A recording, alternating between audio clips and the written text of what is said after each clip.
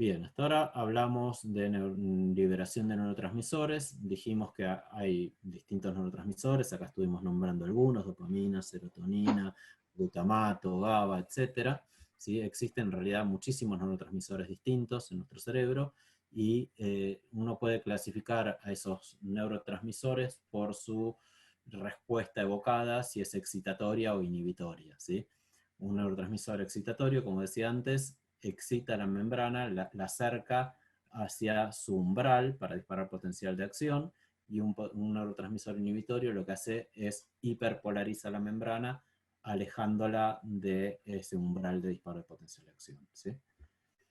En general, cada neurona, y esto es algo canónico, se sabe hoy en día que no es tan así, pero lo que siempre como un dogma, así también uno de los dogmas de la neurociencia, que cada neurona sintetiza y libera un único tipo de neurotransmisor. Entonces se habla de neuronas glutamatérgicas, de neuronas GABAérgicas, de neuronas dopaminérgicas, de neuronas serotoninérgicas, etc. Pero hoy en día sabemos que hay muchas excepciones en el cerebro y que hay neuronas que coliberan más de un neurotransmisor juntos. ¿Sí? Los principales neurotransmisores que podemos ver están acá en esta tablita. Tenemos transmisores que pueden ser pequeñas moléculas, como la acetilcolina, ¿sí? Neurotransmisores derivados de aminoácidos, el glutamato, el aspartato, el GABA, la glicina, ¿sí? Todos estos se generan a partir de la glutamina, muchos de ellos. Catecolaminas, como la dopamina, norepinefrina, epinefrina, y tenemos algunos péptidos también que funcionan como neurotransmisores, ¿sí?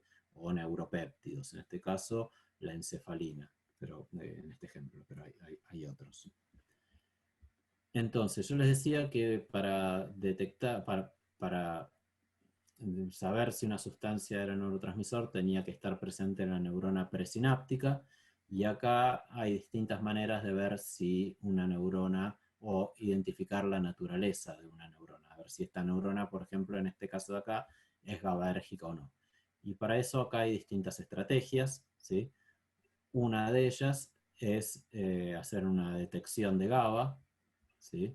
Y acá se puede ver todos estos puntitos rojos, son concentraciones de GABA, y se está viendo que esta neurona reciben, o sea, este GABA está por fuera, ¿sí? Está en los axones presinápticos, y esta neurona posináptica, en este caso es una neurona que se tiñe para oxitocina en el hipotálamo.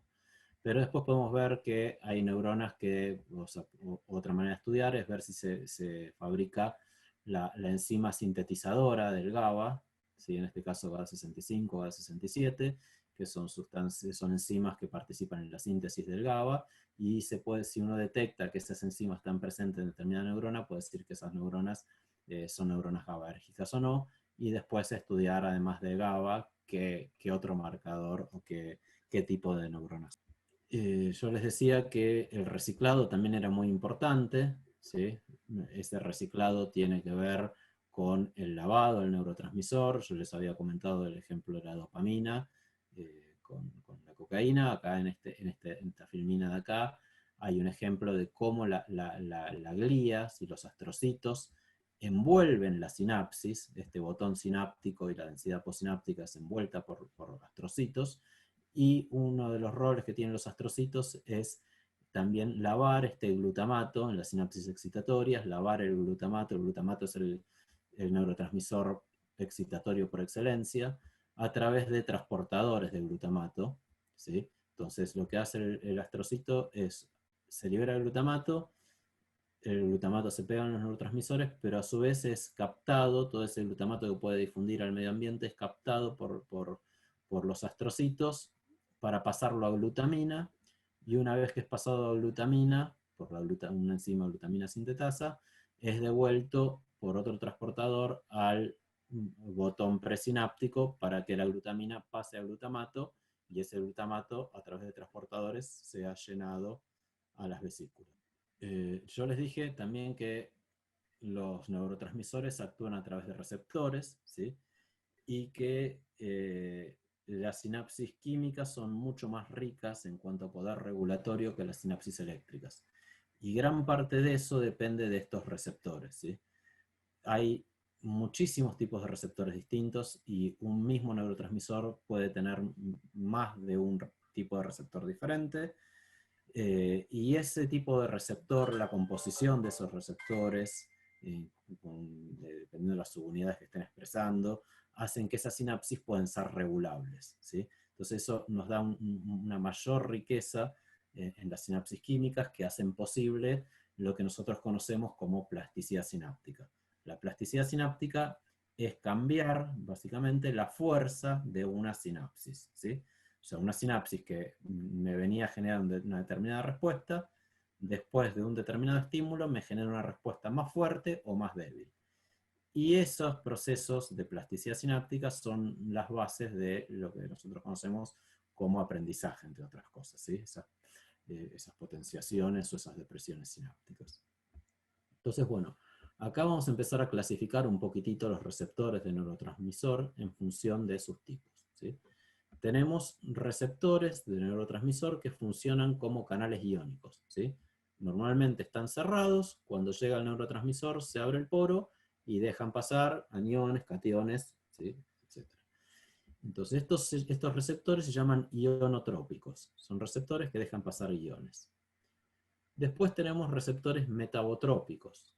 Los receptores metabotrópicos, que sería este verdecito que se ve acá, no es un canal iónico en sí, sino que es un receptor que pega al neurotransmisor.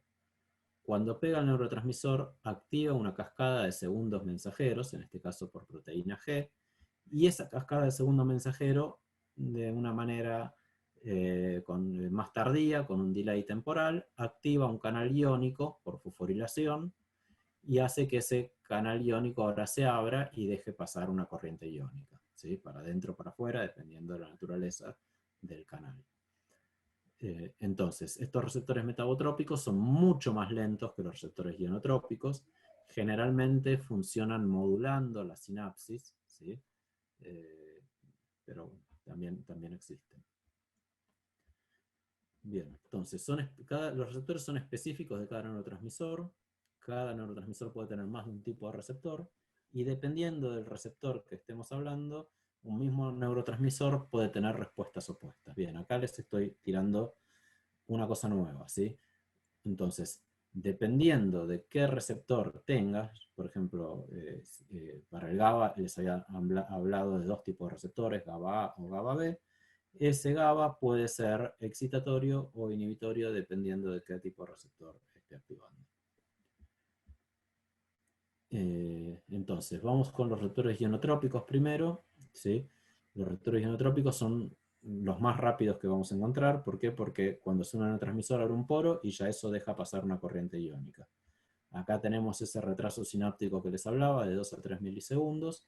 Y acá, por ejemplo, tenemos tres tipos de receptores ionotrópicos para glutamato, ¿sí? Receptores que se llaman AMPA, receptores NMDA o receptores kainato.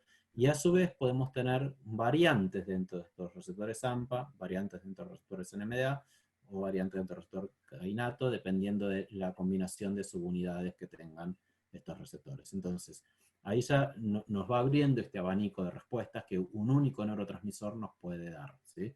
Dependiendo de qué receptor se esté expresando la neurona posináptica. Entonces, una respuesta posináptica, una respuesta plástica podría ser perfectamente cambiar la composición, ¿sí?, de receptores a glutamato. Entonces, cuando vuelve la segunda, o después de un evento de plasticidad, vuelvo a tener una respuesta glutamatérgica, esa respuesta va a ser diferente porque cambia la composición de receptores. Entonces, ahí es donde estas sinapsis químicas ganan toda esta capacidad regulatoria. Después tenemos, bueno, canales ionotrópicos GABAérgicos, son los GABA, canales de glicina, de los nicotínicos de acetilcolina. La acetilcolina tiene receptores nicotínicos o muscarínicos, los nicotínicos son canales iónicos, los muscarínicos no, son metabotrópicos, esos que requerían una cadena de segundos mensajeros. El receptor 5-HT de serotonina, hay receptores que son ionotrópicos y algunas purinas también. Entonces, algo importante es que estos receptores ionotrópicos son canales iónicos, ¿sí? Eso quiere decir que al ser canales, cuando el neurotransmisor se pega, abre un poro. Y ese poro va a dejar pasar el ion a favor de su gradiente electroquímico, ¿sí? El ion va a entrar o a salir a favor del gradiente electroquímico. Y ese gradiente electroquímico, ¿se acuerdan que ya lo hemos estado hablando en esa primera parte de la clase? Tenemos distintas concentraciones de iones adentro y afuera.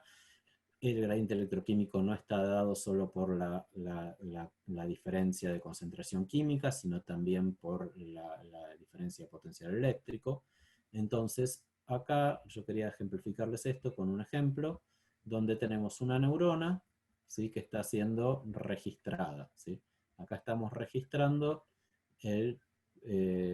la corriente iónica, ¿sí?, que está fluyendo a distintos potenciales de membrana.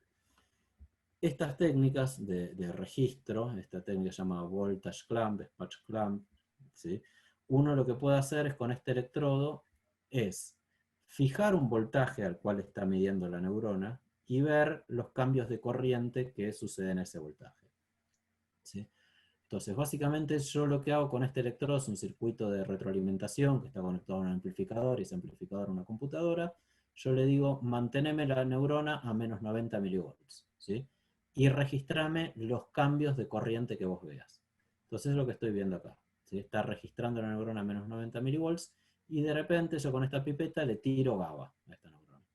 Le tiro GABA y veo que cuando le tiro GABA me genera esta corriente GABAérgica, ¿sí? Yo sé que esa es una corriente GABAérgica ionotrópica, tiene muy poco delay, ¿sí? Puedo bloquearla con un bloqueante de receptores GABA, como les había contado antes, la toxina esta se llama picrotoxina. Y si yo ahora cambio de menos 90 a menos 80 y vuelvo a hacer el mismo experimento liberando la misma cantidad de GABA, veo que esa respuesta es menor. Si ahora lo pongo a menos 70, la respuesta es menor. Si lo pongo a menos 60, la respuesta es 0. Si lo pongo a menos 50, revierte esa respuesta. Y ahí empieza a subir de amplitud. ¿De qué nos habla esto? Este canal, no me acuerdo si lo dije o no, pero este GABA es un canal de cloro. Entonces, dependiendo al potencial que yo tengo a la neurona, estoy fijando el potencial electroquímico, ¿sí? Yo lo que estoy viendo es que cuando la neurona está a menos 60, no tengo flujo neto de cloro. Por más que yo pegue, el GABA se pegue al receptor y se abra el poro, el cloro no pasa. ¿Por qué? Porque estamos al potencial electroquímico del cloro. Si ustedes se acuerdan con el grafiquito ese, si uno hace con esta cuenta de acá, estas concentraciones de cloro intracelular y extracelular, lo pone en esta fórmula, va a ver que el potencial electroquímico del cloro es más o menos menos 55, ¿sí? Menos 60. Entonces es por eso que cuando yo la llevo a la neurona menos 60, no tengo flujo neto de cloro. Porque por más que yo abra el canal, ¿sí?, el cloro no pasa. Si esa neurona está a menos 90 milivolts, ¿sí?, ahí tengo una entrada muy fuerte de cloro, ¿sí? Y si la neurona está a menos 20 milivolts, el cloro sale por más que haya menos cloro adentro en el compartimento intracelular respecto al extracelular. ¿Por qué? Porque estoy cambiando el potencial electroquímico.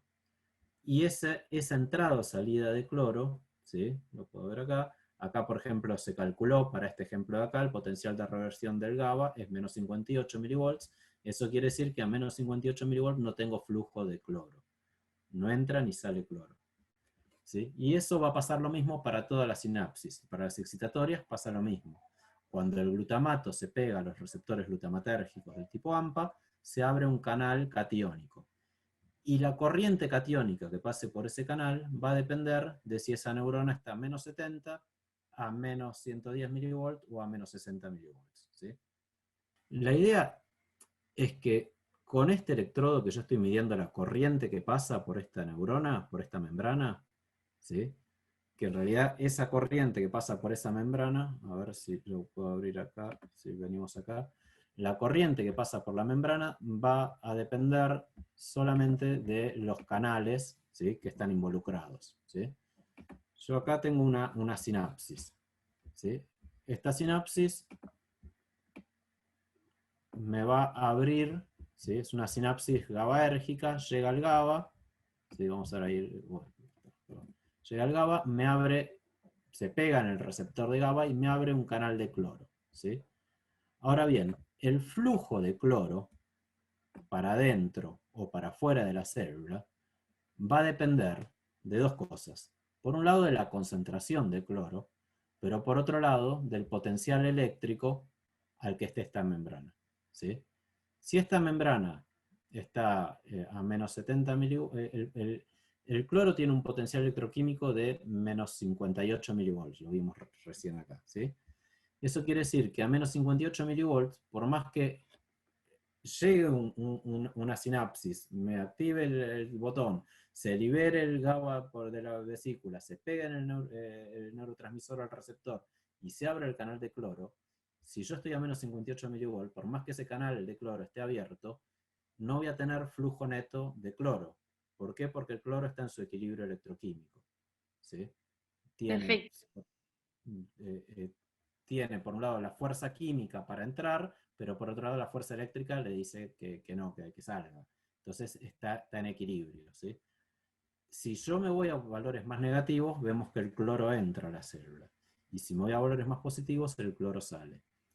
Y yo lo que les quería comentar que ¿sí? Estas capacidades de generar respuestas excitatorio-inhibitorias son bastante importantes durante los procesos de plasticidad, ¿sí? Donde por ahí tenemos trenes de potenciales de acción que llegan a una misma neurona, o detectores de coincidencia, donde dos sinapsis llegan al mismo tiempo, o con milisegundos de diferencia, entonces la primera sinapsis condiciona la respuesta para la segunda sinapsis.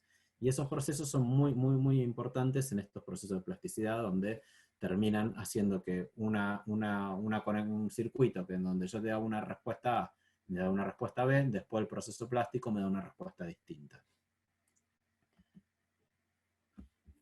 Y esas capacidades, esas capacidades modulatorias las vemos solamente con este tipo de sinapsis químicas, ¿sí? No con las sinapsis eléctricas.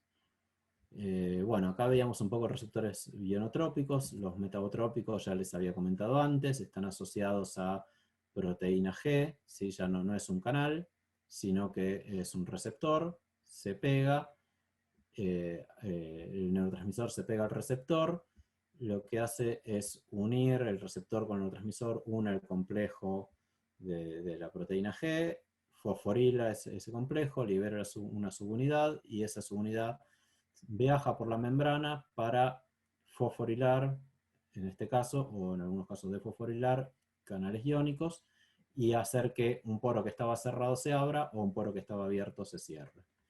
Estas serían las respuestas metabotrópicas, como les dije, son mucho más lentas, ¿sí? Volviendo al mismo ejemplo de sinapsis GABAérgicas, acá tenemos una sinapsis GABAérgica ionotrópica, que es súper rápida, y acá tenemos una sinapsis GABAérgica metabotrópica, que es mucho más lenta en el tiempo. ¿Sí? Es más lenta en iniciar y es más lenta en el tiempo. Generalmente esas sinapsis metabotrópicas actúan más como moduladores de la fuerza sináptica. Entonces, hasta acá vimos. Tenemos una neurona, ¿sí? Con sus partes, soma, dendritas, axones. Esta neurona recibe información de axones. Ahora ya entienden cómo hace la neurona para recibir información de axones. Estos cientos de axones, cientos de información que recibe distintos axones, pueden ser excitatorios, si esta es una sinapsis excitatoria, por ejemplo de glutamato, o inhibitorios, si es una sinapsis inhibitoria, por ejemplo de GABA. ¿Sí? Y lo que va haciendo esta sinapsis es generar corrientes posinápticas, ¿sí? Esto es corriente posináptica, que cada corriente posináptica, por ley de Ohm, me genera una depolarización posináptica. La suma de todas esas depolarizaciones posinápticas hace que cuando esta neurona, esa depolarización es suficientemente grande para llegar al umbral de disparo de potencial de acción, se activan los canales de sodio voltaje dependientes y se dispara el potencial de acción. Entonces, hasta acá lo que hacemos con esto es más o menos ir integrando todos esos pasos que fuimos viendo, desde por qué es importante que esa membrana esté a menos 70 milivolts, cómo hace para estar a menos 70 milivolts, y ahí involucramos los canales de fuga, la bomba sodio-potasio TPasa. Vemos que una vez que está en el reposo esa membrana, ese reposo se puede ver disturbado porque recibe aferentes sinápticos.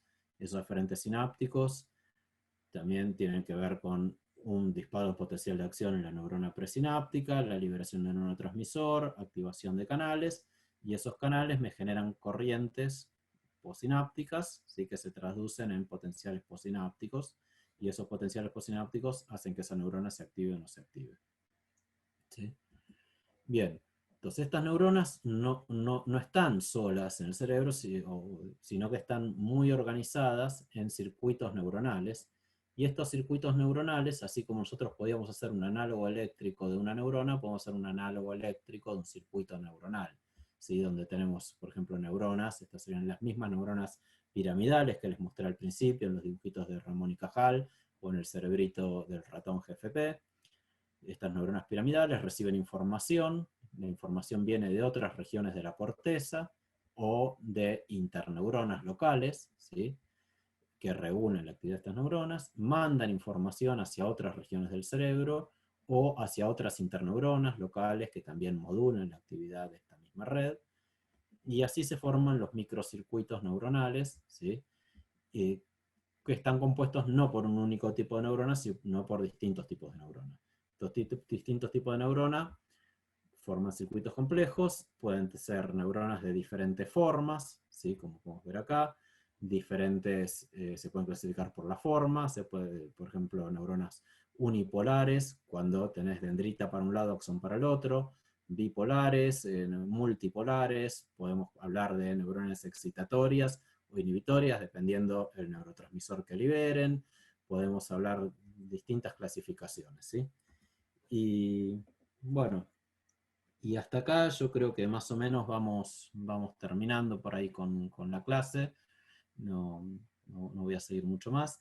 La idea es que estos circuitos neuronales se van interconectando entre sí y eso va dando capacidad de cómputo a nuestro cerebro, ¿sí?